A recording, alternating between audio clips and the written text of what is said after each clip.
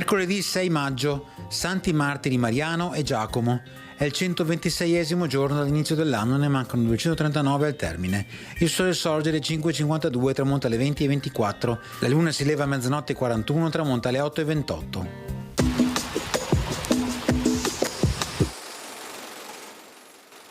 Per legge, qualsiasi lettera indirizzata al Doge, anche privata, deve essere consegnata entro 4 giorni ai consiglieri ducali, affinché ne possano prendere visione. È un'ulteriore forma di controllo all'operato del Doge.